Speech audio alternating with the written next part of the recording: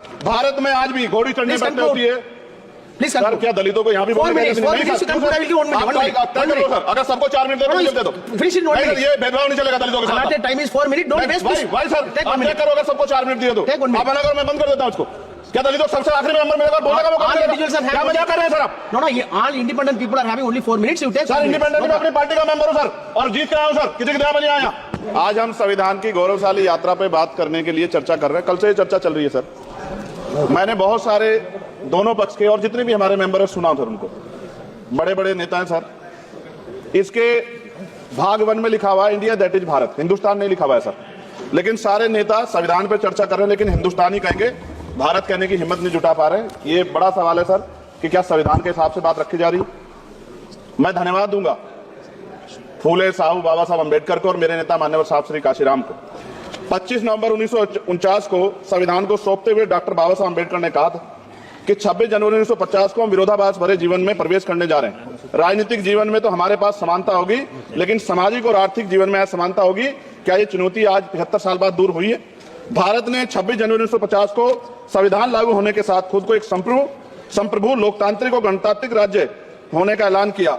लेकिन सर, उस समय संविधान की स्थिति ये थी कि जैसे गांव का कोई आदमी, मैं 50 की बात कर रहा हूं, वो 50 साल पहले शहर में आ जाता और बड़े लोगों की महफिल में चला जाता, उस जहां वो खाना खा रहे हो, और वो टेबल पे नैपकिन को खा के जो है ये कहता कि ये तो फीका, क्योंकि वो जानता ही नहीं था, वो समझता नहीं था संविधान को संविधान है क्या। संविधान उसके लिए महज दस्तावेज था। ये जिम्मेदारी थी राजनीतिक दलों पे कि वो संविधान को व्यवहार में लेके आते, और इसके इतने सारे आर्टिकल हैं, अगर इनको व्यवहार में लाया जाता तो मुझे लगता कि आज देश बहुत बदल गया होता। बाबा साहब ने कहा था कि लोकतंत्र भारतीय भूमि का केवल ऊपरी पोशाक है, उनके अनुसार यहाँ की संस्कृति अनिवार्य तौर पर लोकतांत्रिक है। भारत जैसे गरीब और गैर बराबरी वाले देश में संविधान के जरिए छुआछूत खत्म करना, वंचितों के लिए सकारात्मक उपाय करना, सभी वयस्कों के लिए मतदान का अधिकार देना और सबके लिए सम्मान अधिकार तय करना, ये बहुत बड़ी उपलब्धि थी सर। ये संविधान है कि आप वहां बैठे हैं और मैं यहां खड़ा होकर अपनी बात रख रहा हूं, और इस देश में आदिवासी महिला के तौर पर जो है राष्ट्रपति बनी है, और प्राइम मिनिस्टर तो नहीं बना, लेकिन शेड्यूल कास्ट के बड़े नेताओं को भी जो है राष्ट्रपति बनने का मौका मिला। इस संविधान की देन, अगर वोट हम पे नहीं होता तो शायद अमीर और जो राजा महाराजा खुद को मानते हैं हमारी गलियों तक नहीं आ पाते, हमारे हाल नहीं जान पाते। आजादी का मतलब सर सिर्फ अधिकार पाना बढ़ नहीं है, इसके लिए हमारे संविधान में सरकार और नागरिकों के अधिकारों के साथ साथ उनके कर्तव्यों का विस्तार से उल्लेख किया गया है। बाबा साहब ने संविधान सभा में दिए गए भाषण में कहा था कि स्वतंत्रता आनंद का विषय है, पर अब हमें अपनी जिम्मेदारियों पर भी ध्यान देना होगा। संविधान ने सुनिश्चित किया कि रानी के पेट से राजा जन्म मिलेगा, वोट से नेता तैयार होगा। आर्थिक बराबरी के लिए सरकार क्या कर रही है? गरीब और गरीब हो रहा है और अमीर हो रहा है। सुबह उठते कहीं बम की धमकी मिलती है, दंगे की। ये अमृत काल है सर, यह धमकी काल है। कितना बढ़ रहा है आर्टिकल 15 सर। भारत में आज भी घोड़ी चढ़ने पर होती है। प्लीज सर, क्या दलितों को यहाँ भी बोलने का अगर सबको 4 मिनट दे दो, ये भेदभाव नहीं चलेगा दलितों के साथ। Time is 4 minute, don't waste. भाई सर, आप क्या करो, अगर सबको 4 मिनट दिए तो आप मना करो, मैं बंद कर देता हूँ उसको। क्या दलितों सबसे आखिरी में बोलने का मौका मिलेगा? क्या मजाक कर रहे हैं सर आप? नो, ये all independent people are having only 4 minutes. You take sir, independent में अपनी पार्टी का मेंबर हूं सर, और जीत के आया हूं सर, किसी की दया में नहीं आया। Take 1 minute and finish. Sir, कल भी बोले सर, एक पार्टी के लोग, आप मौका दो सर। मुझे रखने पर हत्या होती है, महिलाओं पे, छोटे मासूम बच्चों पर रेप हिंसा होती है। एनसीआरबी का डाटा देकर डर रहेगा। यही 1 किलोमीटर में संविधान को जला गया, और महाराष्ट्र के परभनी में अभी भी संविधान को नष्ट किया गया, उसकी कॉपी को।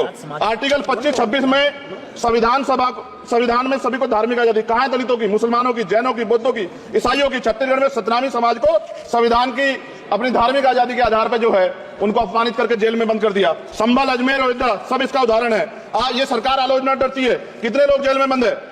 मिरान हैदर, खालिद सैफी, उमर खालिद तर खान, सिफा खान, गुलबशा फातिमा और आजम खान साहब राजनीतिक विरोध में बंद है। सरकार यहाँ बैठी है, सरकार सामाजिक न्याय की बात करती है। बताया कितने दलित मुख्यमंत्री बना रखे आपने? 13 ज्यादा सरकार स्टेट में सरकार है। कितनी महिला मुख्यमंत्री है? आपकी सरकार ने सुप्रीम कोर्ट के आदेश के बाद रिजर्वेशन प्रमोशन में जारी नहीं किया, और ओबीसी को पॉलिटिकल रिजर्वेशन आप देंगे नहीं देंगे, आप बताने का काम करें। मैं 75 साल की गौरव यात्रा में हम एक सभ्य समाज नहीं बना पाए, इसलिए जाति आधार पर SC ST OBC के बच्चों को प्राइमरी स्कूल से लेकर उच्च संस्थानों में भेदभाव किया जाता है।